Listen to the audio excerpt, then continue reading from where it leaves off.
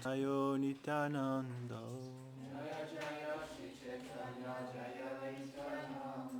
Jayo Dvaita Chandra Jayo Gaura Bhakta Vrinda. Jayo Jayo Sri Chaitanya Jayo Nityananda.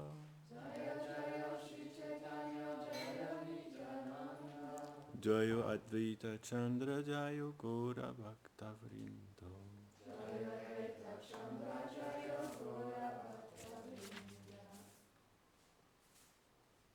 Donc aujourd'hui est le jour de très bon augure de l'apparition du Srila Narottam Das Thakur.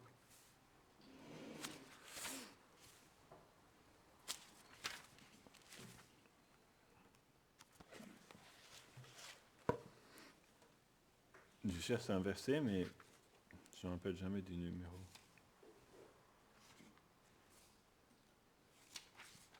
Nityam Bhagavato Sevaya. 12.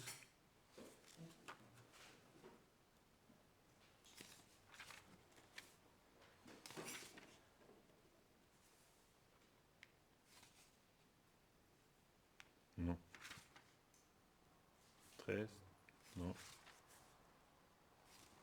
14, 15. Oui, ça je sais, c'est ce que je cherchais. Nasta praye svabhadrishu nityam bhagavato sevaya bhagavati utamashloke bhaktir bhavati naistiki. Om namo bhagavate vasudevaya.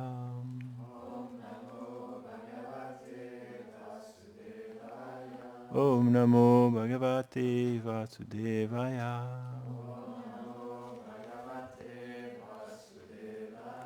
Om namo bhagavate vasudevaya.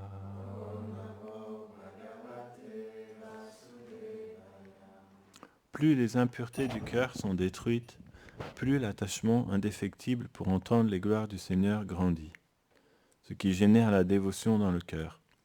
Le service constant au Vaishnav, ainsi que l'écoute continue des récits du Srimad Bhagavatam, qui traitent exclusivement des qualités et des actions du Seigneur, détruisent presque toutes les impuretés qui recouvrent le cœur et entraînent un attachement constant pour Sri Krishna, la source de toutes les gloires.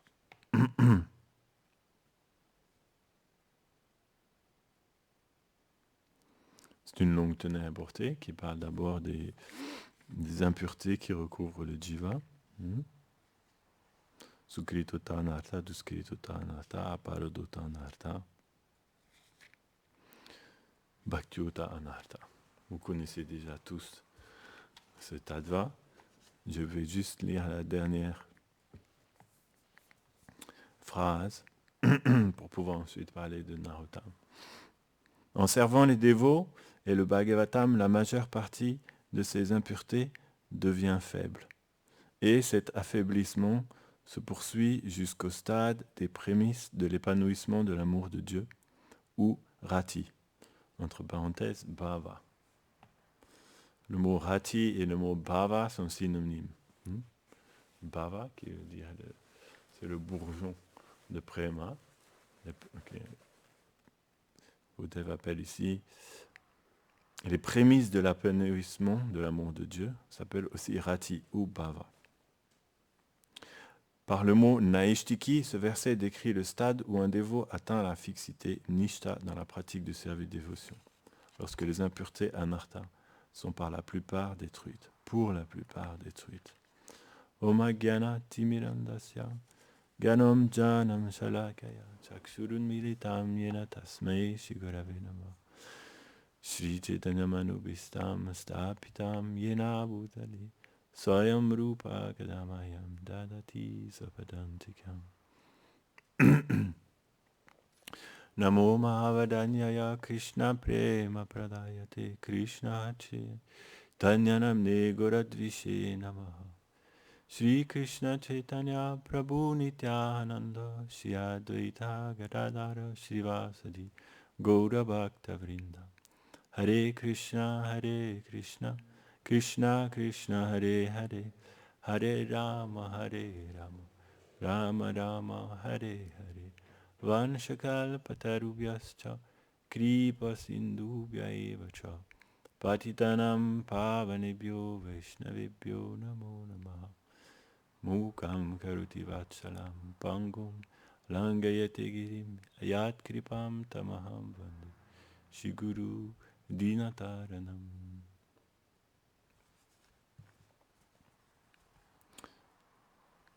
Srila Vyasadeva explique dans ce verset qu'il existe deux formes de Bhagavata.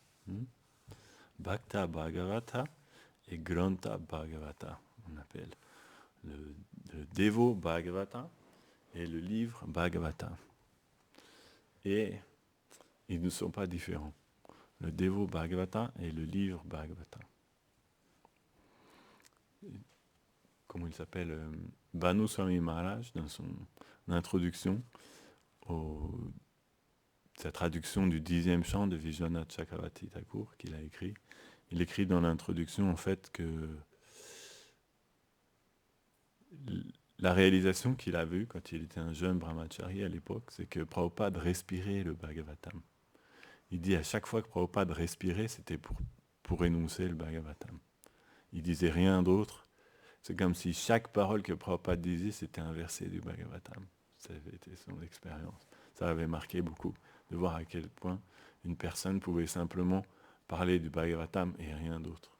Et là, il avait compris, effectivement, il y a le livre Bhagavata et le Devo Bhagavata, ils ne sont pas différents. Parce que le Devo Bhagavata parle que du livre Bhagavata, et le livre Bhagavata parle du Devo Bhagavata. Non? Dans le Srimad Bhagavatam, les dévots sont glorifiés.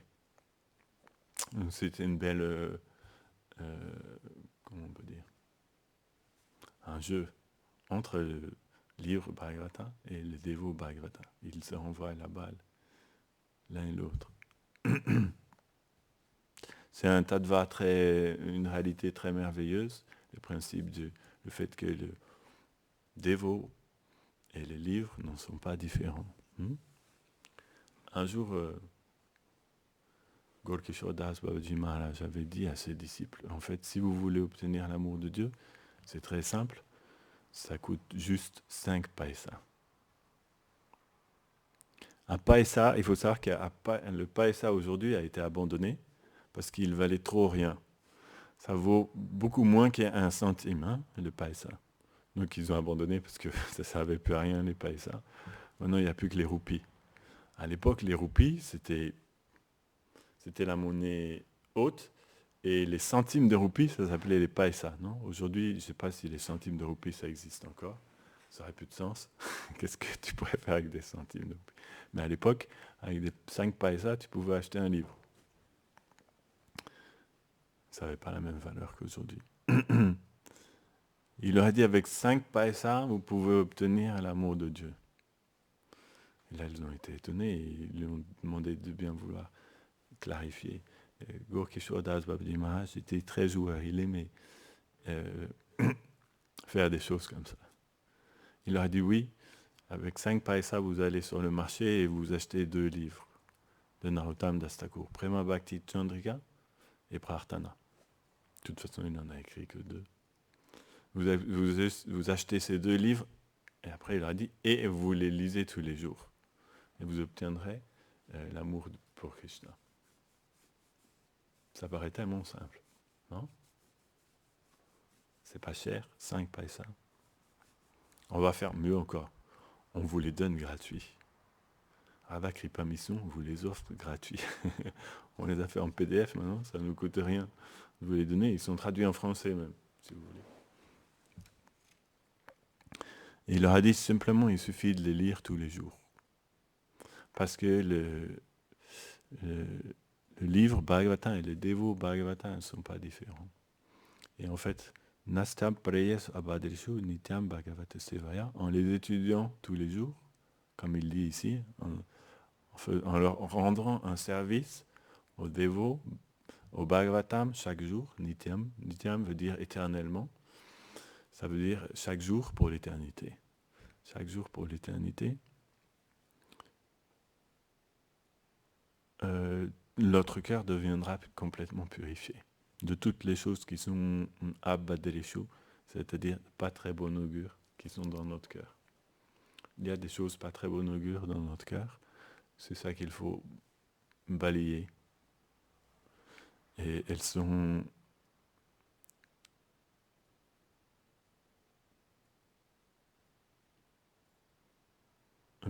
balayées de notre cœur simplement par l'écoute du Bhagavatam. Et ça, c'est le premier symptôme. Ensuite, des choses positives seront placées à la place. On appelle Bhaktir Bhavati Naishtiki.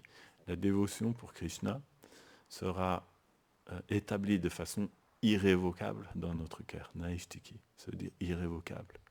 Ne peut plus être modifié. Irrévocable, ça veut dire qu'une fois qu'il est établi, il est établi. C'est comme si vous faites quelque chose d'irrévocable, c'est indiscutable. C'est pour ça que ce verset-là fait référence, on appelle Nishta. Le Nishta, c'est le stade où la bhakti devient irrévocable dans le cœur. Il n'y a plus rien qui peut la faire bouger ou vaciller.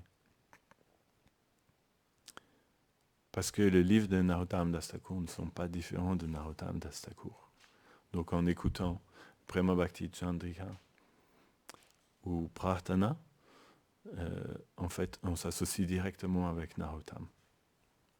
C'est très intéressant de comprendre ça. Il faut avoir foi dans les livres Vaishnava. Souvent, je dis aux dévots, nos livres ne sont pas des livres. Ne vous y méprenez pas. Ils sont des personnes, simplement. Ces personnes ont pris aussi la forme de livres. Mais ne pensez pas quand vous ouvrez un livre Vaishnava, qu'en fait, il s'agit juste d'un livre. Il ne s'agit pas du tout d'un livre. Ce livre vit, et il vit beaucoup plus que vous en plus. Et parce que souvent, quand on prend un livre, on pense qu'on prend un objet inerte, non ? Et donc, on va relationner avec le livre comme si c'était un objet inerte. Et donc, on approche le livre avec un sentiment, malheureusement, de supériorité, puisque nous sommes vivants, et qu'on pense que le livre est un objet inerte. Et donc, on va essayer avec notre intellect d'intellectualiser le livre, de le comprendre, ou de le contrôler, ou de le maîtriser pour nous-mêmes, d'essayer d'obtenir de la connaissance. Malheureusement, ça ne fonctionne pas comme ça. Si on fait comme ça, le livre restera inerte, puisque les Vaishnavas sont très humbles, et si on les approche comme ça, ils jouent notre jeu aussi. Mais si on comprend que les livres sont vivants, à ce moment-là, ils vont commencer à réciproquer avec nous. Gurudev m'avait appris quand j'étais un très jeune dévot que, en fait, quand on lisait les livres des acharyas, d'abord on devait prier l'acharya qui avait écrit ce livre en lui demandant « S'il te plaît, permets-moi de comprendre dans mon cœur ce que tu as écrit dans ces pages. » Et il m'avait dit qu'on devait lire les livres en écoutant, en fait, comme si c'était eux qui nous parlaient directement. Comme ça devient un échange vivant. Et le livre ne devient plus un élément inerte, il devient une personne vivante. Et là, on va réaliser qu'effectivement, que les mots soient dits oralement comme ça et qu'ils passent sous la forme de son, ou qu'ils soient écrits et qu'ils passent sous la forme de hiéroglyphes, on va dire. Parce que pour nous, c'est des lettres, mais pour d'autres personnes, c'est des hiéroglyphes, ce qu'on écrit. Vous avez déjà vu l'arménien ? Ça nous paraît des hiéroglyphes, pourtant pour eux, c'est des lettres. C'est des symboles, quoi, posés sur une feuille. C'est simplement différentes manières de transmettre une vibration.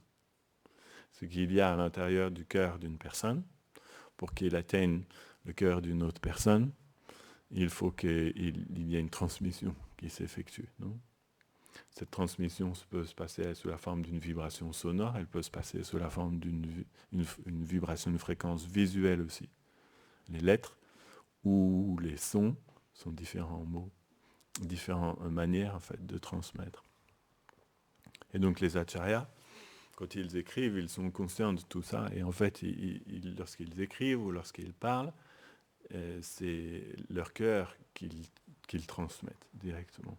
On appelle ce principe Tad Bhava, Tad Bhava, ça veut dire que lorsqu'un Vaishnav parle, il parle avec son sentiment, avec son cœur.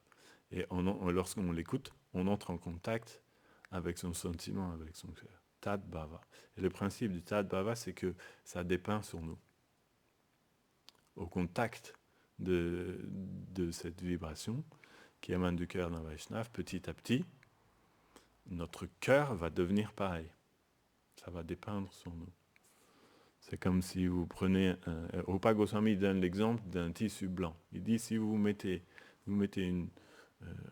vous trempez légèrement un tissu blanc dans la teinture, la teinture va se répandre dans tout le tissu graduellement, petit à petit, petit à petit.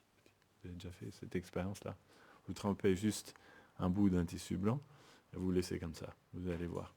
Ça va remonter tout doucement, ça va s'imprégner dans tout le tissu, ça va colorer tout le tissu. C'est le principe de Tad Bhava.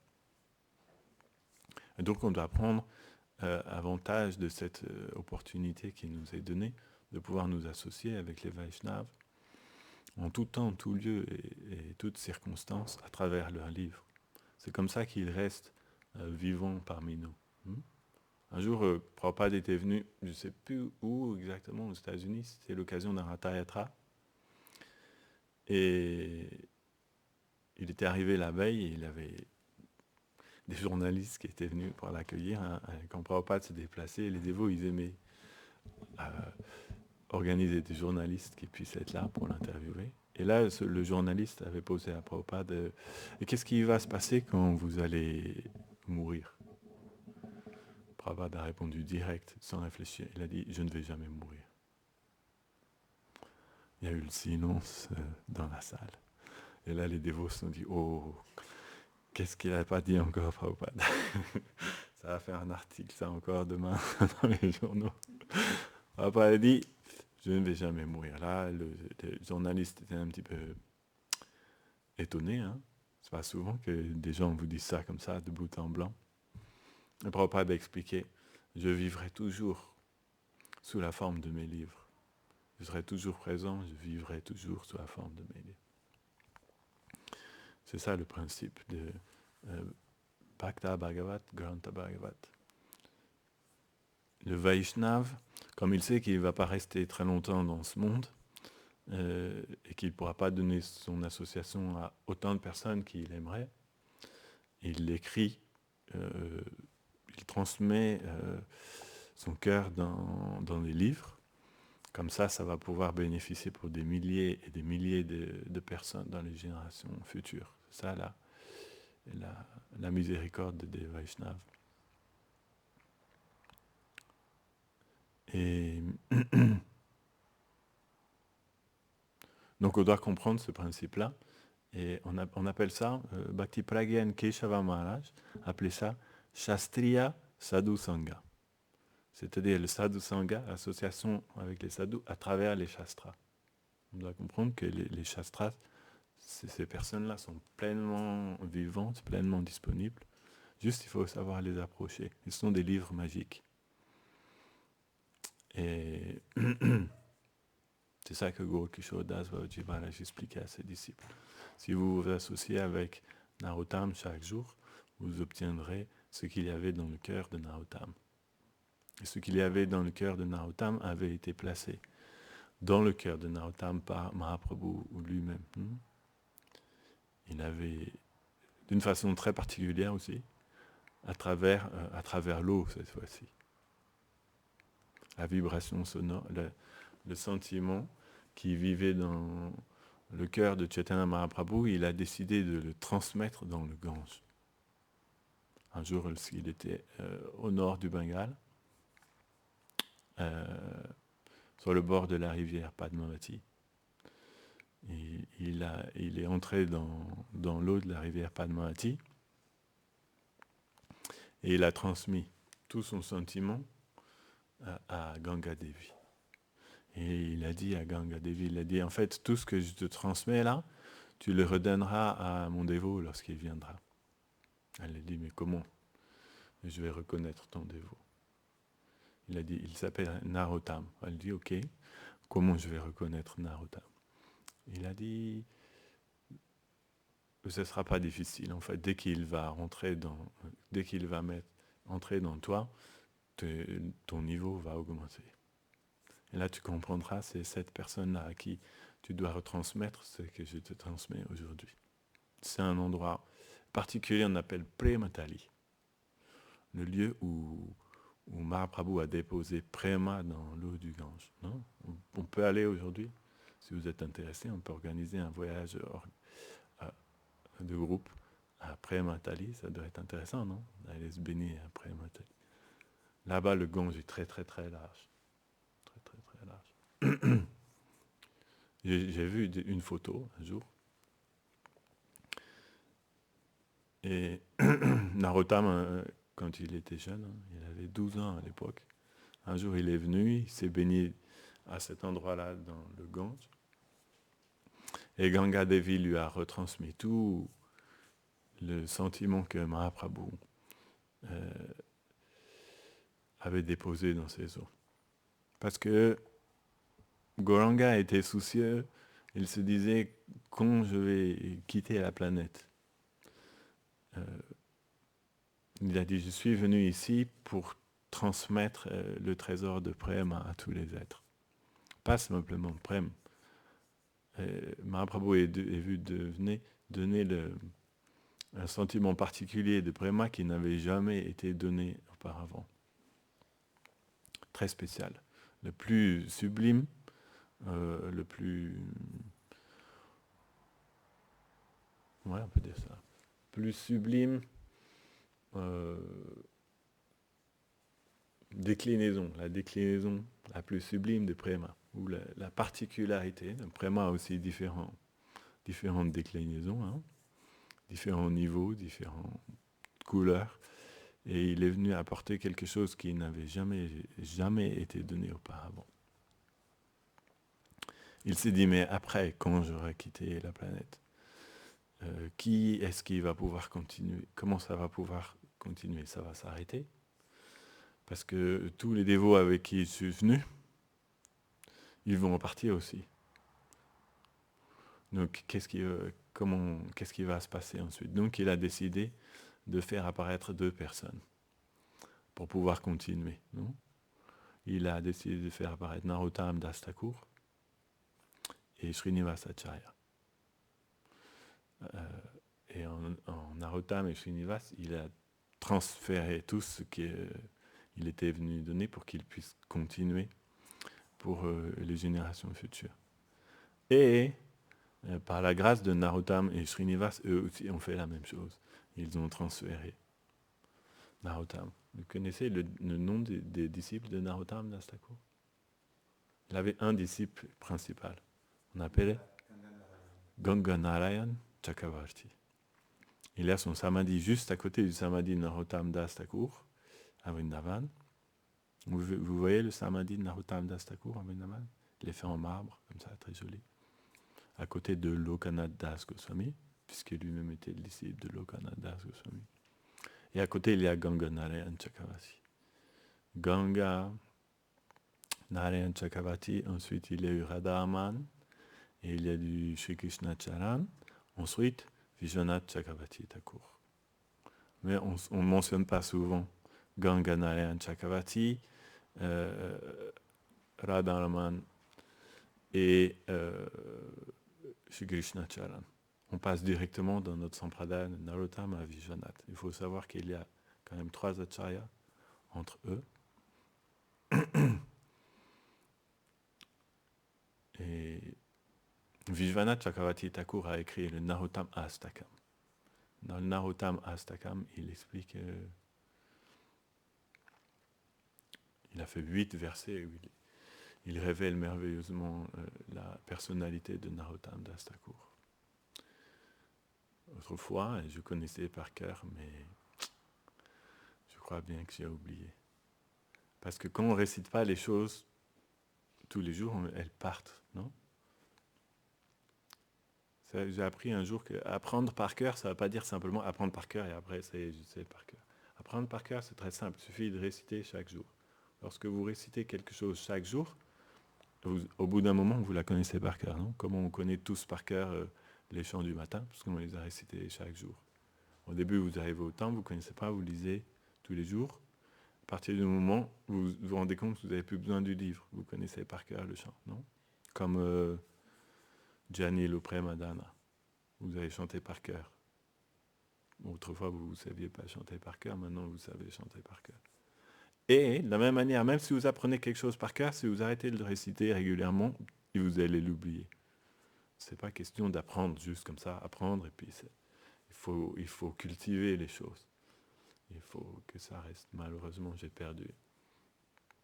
Je me rappelle même plus du verset qui revint à la fin de chaque verset. Ah, quelle misère.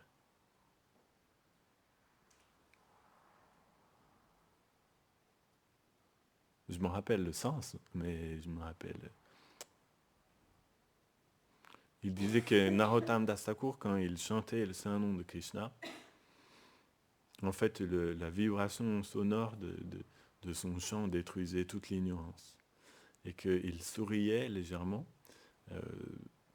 parce que ça faisait naître une très grande félicité dans son cœur, donc il y avait un léger sourire qui s'esquissait sur son visage, et à ce moment-là, on voyait ses dents.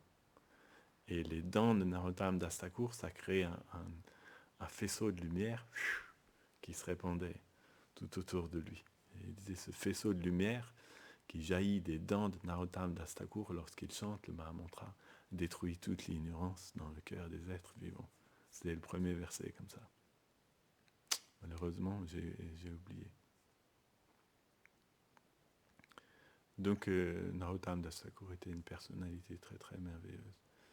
Et il est encore aussi merveilleux, aussi présent aujourd'hui. Malheureusement, il a juste disparu de la perception externe. Il est passé dans ce qu'on appelle aprakata.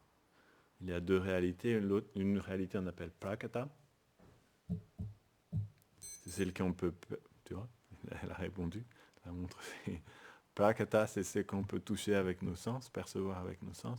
Aprakata, il n'est plus perceptible avec nos sens. Mais il est perceptible avec le cœur. La réalité aprakata est perceptible avec le cœur. Donc, Radha Krishna, Gauranga et tous leurs associés, ils sont éternellement, ils existent éternellement sous la forme aprakata, non manifestée, et à certains intermittents dans l'histoire de l'univers, ils deviennent prakata. C'est pour ça qu'on dit l'apparition de Mahaprabhu, aujourd'hui l'apparition de Narottam Das Thakur. Et après à nouveau ils deviennent aprakata. C'est-à-dire que pendant un certain temps, ils se manifestent dans ce monde et ensuite ils se résorbent. Quand un Vaishnava disparaît, par exemple, souvent on utilise le mot Antardana. Il a disparu. Antardana, ça veut dire qu'il est rentré à l'intérieur. C'est pas qu'il est mort, juste qu'il a disparu. Un Vaishnava fait comme ça. Il apparaît et il disparaît. D'ailleurs, Narottam Das Thakur a disparu comme ça. Hein. Il n'a pas quitté son corps, Narottam Das Thakur. Il s'est transformé en lait. Il s'est liquéfié et il est parti dans le Gange, comme ça. Pendant que ses disciples étaient en train de le baigner. D'ailleurs, c'était Ganganarayan Chakravarti. Ils étaient venus dans le Gange, avec tous les... Narottam Das Thakur avait beaucoup de disciples. Hein. Ils étaient tous là. Et il avait eu le désir de venir se baigner dans le Gange. Donc tous étaient autour de lui, ils se baignaient. Et ils ont commencé un grand kirtan. Les kirtans à l'époque, c'était pas comme les kirtans de maintenant. C'était une autre dimension de kirtan, très spéciale. Et c'est expliqué que quand Narottam Das Thakur chantait, tout le monde qui était là se mettait à pleurer. C'était pas possible de ne pas pleurer en entendant Narottam Das Thakur, parce que le timbre de sa voix était tellement bouleversant que ça entrait dans le cœur de tout le monde. Et tout le monde se mettait à pleurer directement. Lorsque Narottam Das Thakur a commencé à chanter au festival de Keturigram, il y avait des milliers de Vaishnavas, des milliers.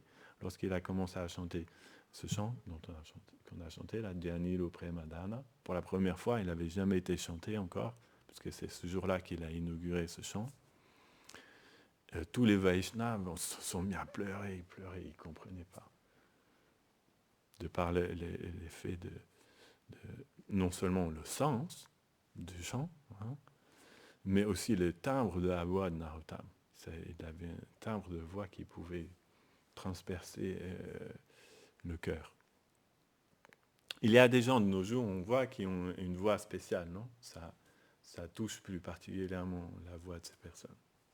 Ce sont des voix édéniques, sans doute des personnes qui, dans leur vie passée, étaient sur les planètes édéniques, des Gandharvas ou des choses comme ça. Lorsqu'ils chantent, vous sentez, wow, il y a quelque chose dans la voix de cette personne, non ? C'est émouvant un peu. C'était un peu comme ça, mais de façon décuplée, ou, je ne sais pas si on peut dire centuplée. On peut dire centuplée, décuplée, centuplée. Il faut demander à nos professeurs. Le centuple, ça existe, peut-être que centuplé existe. Peut-être. On va l'employer en tout cas. Et alors ce que Narottam chantait, c'était très, très transportant. Et donc Narottam avait organisé ce grand festival. Il avait le désir, d'organiser un festival pour l'apparition de Sri Chaitanya Mahaprabhu, qui va venir là bientôt. Et il a voulu organiser un grand festival et inviter tous les Vaishnavas du Bengale. Il s'est pris bien à l'avance à envoyer des lettres, parce qu'à l'époque, il fallait envoyer des lettres. Il n'y avait pas la poste. C'était des gens, des courtiers à cheval qui partaient. Tout. C'était complexe. Il a organisé toutes les lettres, envoyé à tous les Vaishnavas, tous les associés qui restaient de Mahaprabhu. Il les a tous invités à Keturigram, dans son village natal. Puisque Narottam est né comme le fils d'un roi, hein, Krishna Ananda, c'est ça ? Krishna Ananda. C'était un prince, Narottam, très très riche. Donc il savait, je peux recevoir tous les Vaishnavas du Bengale, financièrement parlant, pas de problème. Son père est un roi. Il a de quoi gérer tout ça. Il peut financer les prasadans de tout le monde, les habitations de tout le monde. Krishna lui a donné cette naissance pour qu'il puisse organiser le festival de Keturi. Il avait envoyé. Et ça a marché. Et tous les Vaishnavas ont répondu. Ils sont tous venus par milliers. Ils sont venus à Keturigram. Et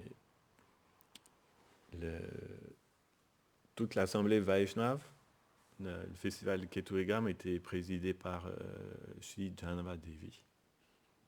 On appelait aussi Sri Ijwari, l'épouse du Seigneur Nityananda. C'était à l'époque, elle était devenue comme la doyenne Vaishnava de toute la Sampradaya, non ? Puisque elle est, entre guillemets, un membre direct du Panchatattva, comme elle est une énergie éternelle du Seigneur Nityananda, et que tous les membres du Panchatattva avaient quitté la planète, c'est elle qui avait, au niveau position Vaishnava, elle était devenue l'acharya pour toute la planète, entre guillemets, parce qu'à l'époque, ça se passait principalement quand même au Bengale.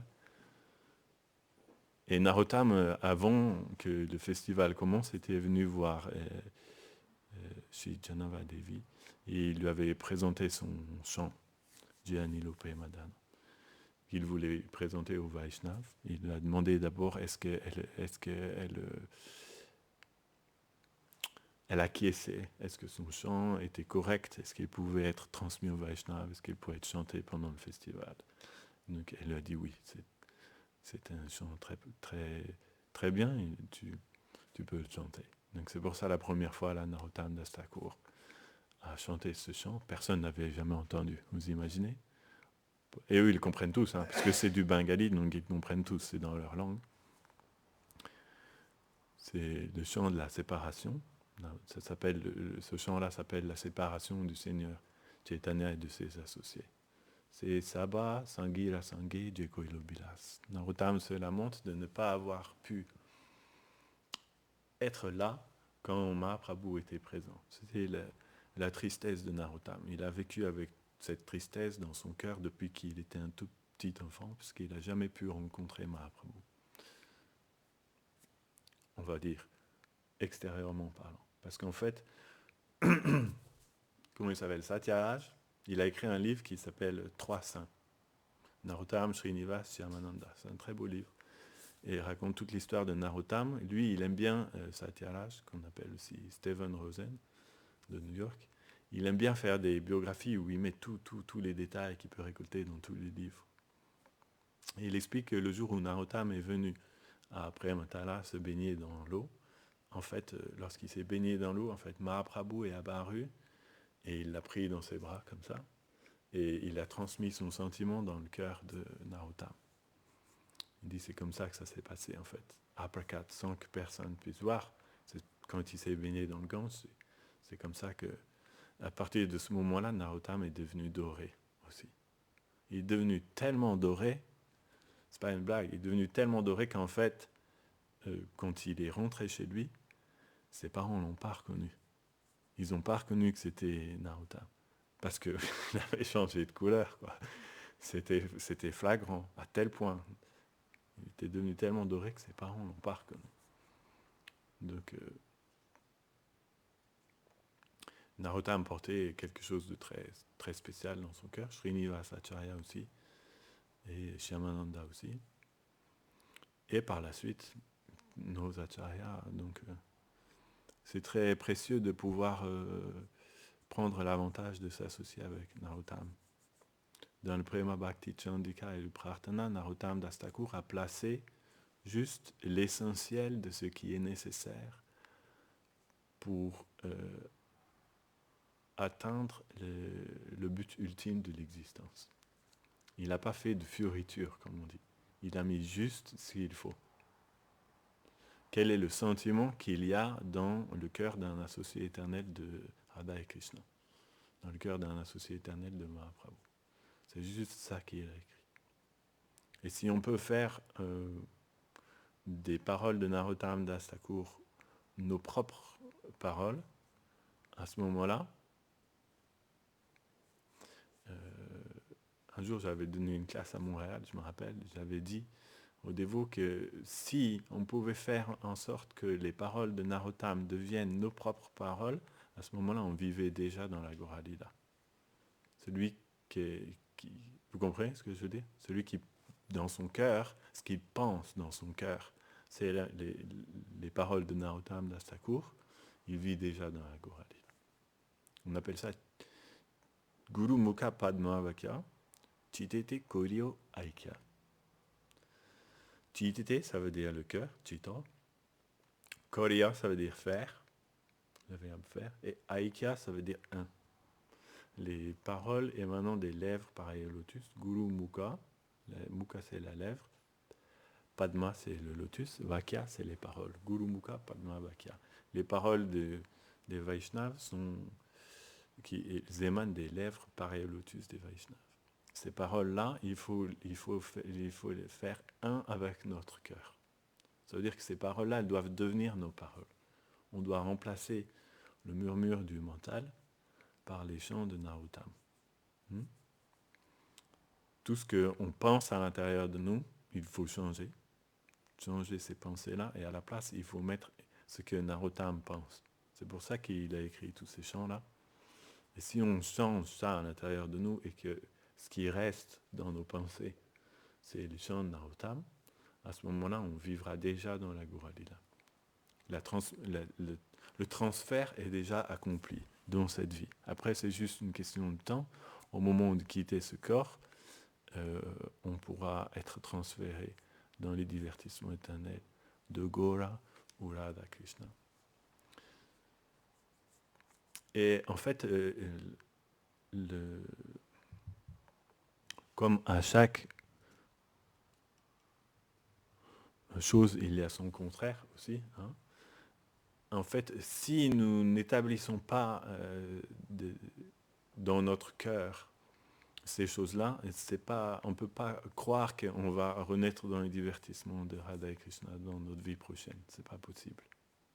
Parce que dans les associés de Radha et Krishna, il n'y a que des personnes dans le cœur de qui il y a de telles pensées. Si les gens qui n'ont pas ces pensées-là ne peuvent pas être dans les divertissements de Radha et Krishna ou les divertissements de Gauranga. Il faut remplacer les pensées à l'intérieur de nous-mêmes. Il faut mettre les paroles de Narottam à la place de nos pensées inutiles. Et c'est pour ça que on doit essayer de les apprendre et de les chanter chaque jour. Vous connaissez Vamsidas Babaji? Vamsidas Babaji, c'était un Vaishnava très peu ordinaire, peu commun. Vamsidas Babaji, lui, il ne mettait jamais son tilak. Il n'avait pas le crâne rasé avec une sika, il avait des dreadlocks qui descendaient jusque-là, et il ne se lavait pas tous les jours, Vamsidas. De temps en temps, il allait se baigner dans le Gange, de temps en temps, pas du tout de la journée, des fois même pendant plusieurs jours, il ne se baignait pas. Et il avait que pour seul vêtement, il avait juste un copine. Sous-vêtement Vaishnav, là, on fait avec un morceau de tissu, et des fois même, il n'en avait pas. Des fois, il le perdait.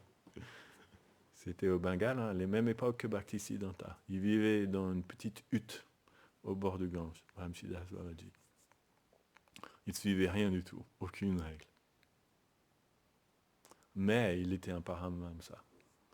Simplement, la seule chose qu'il faisait, sa sadhana, la seule chose qu'il faisait, il chantait les chants de Narottam Das Thakur toute la journée. Quoi qu'il était en train de faire, il était en train de chanter les chants de Narottam Das Thakur. Il avait ses murtis de Gauranitai. Il adorait Gauranitai de façon très particulière. Il n'avait aucune règle non plus, il servait Gauranitai comme ça. Il avait 2 bols en bois, et c'est avec ça qu'il offrait sa nourriture à Gauranitai.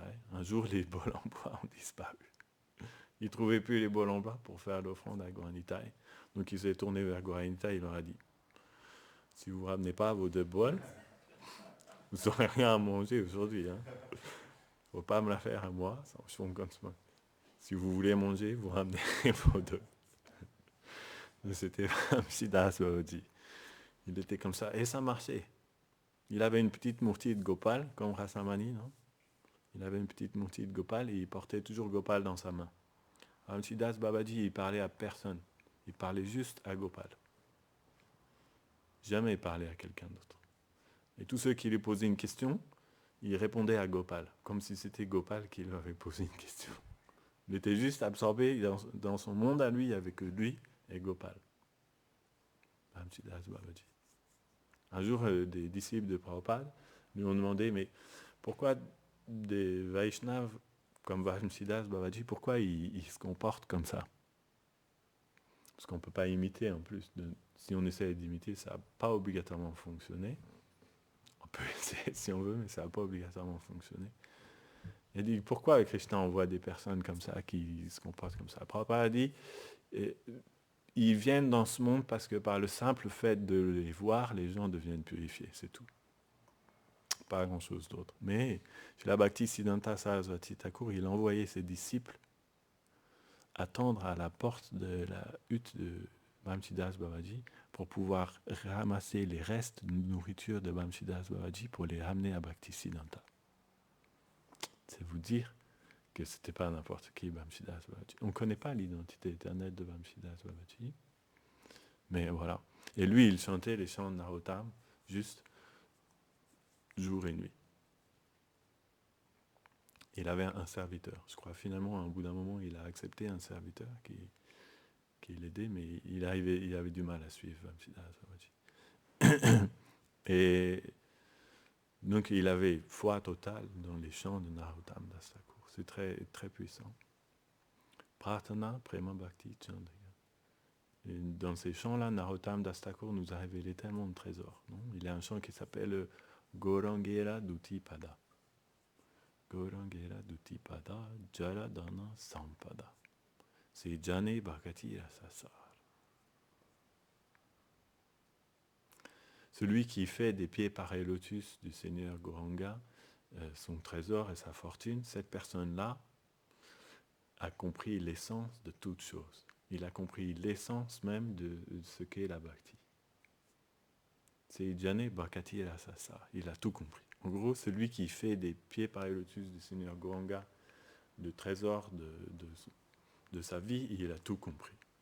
Celui qui ne fait pas, il n'a rien compris. Ça veut dire, il a toujours le contraire qui vient avec une chose. Gorangera Namaloya Sei Oi Premodaya.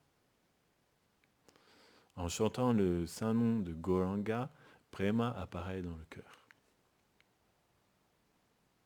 Simplement par le fait de chanter le nom de Gauranga, Prema apparaît dans le cœur. C'est très magique, non? Si Narottam Das Thakur dit ça, c'est pas des hyperboles. Les Vaishnavas ne font pas des hyperboles. Ils disent des choses qui sont merveilleuses, oui, mais elles sont pas irréelles, elles sont réelles, elles fonctionnent. Dans ce chant de Narottam, il y a tellement de choses qui nous sont données, et si on croit dans les paroles de Narottam Das Thakur, on peut obtenir un bénéfice immense.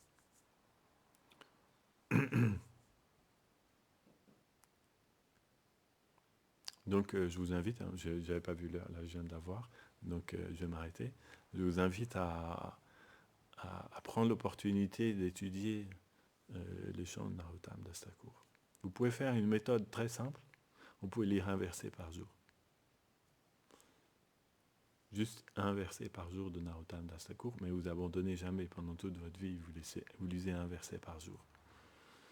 En l'espace d'un an, vous aurez fini les prarthanas, Prema Bhakti Chandrika, et ensuite, quand vous les avez finis, vous recommencez. Ainsi de suite. Et vous verrez l'effet. Ce sont des trésors qu'on doit garder avec nous. Non, c'est simple, un verset par jour. C'est pas des très gros livres, Prarthana n'est pas très gros, Prema Bhakti Chandrika même encore un peu plus petit.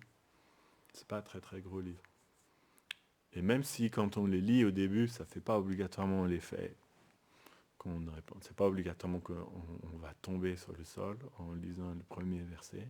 C'est possible, mais c'est pas obligé. Ça dépend de notre réceptivité. Certains Vaishnavas, ça leur arrive. Un jour, je me rappelle dans le livre de Mahanidhi Swami sur le Gayatri Mantra, il raconte l'histoire d'un disciple qui avait demandé à son maître spirituel, Gurudev, combien de temps après avoir reçu Diksha, c'est-à-dire le Gayatri, vous avez atteint la perfection? Et son gourou lui a répondu, le jour même. Là, ça fait voir la puissance du Gayatri. Quand j'avais lu ça, j'ai réalisé que, mince, j'ai pas reçu comme il fallait le Gayatri. J'ai pas eu la réceptivité. Non, lui, le jour même, il avait reçu le Gayatri, il avait atteint la perfection. Donc c'est pareil, les chants de Narottam Das Thakur, ils sont Shabda Brahman. On pourrait même dire Vraja Shabda, le son de Vraj. Prema Shabda. Donc il transporte quelque chose de très sublime. Et si nous nous associons avec ce son chaque jour, il aura un effet merveilleux sur notre cœur. Il y a tellement de choses dans les chants de Narottam. Juste le temps nous empêche d'en dire davantage, mais j'ai pris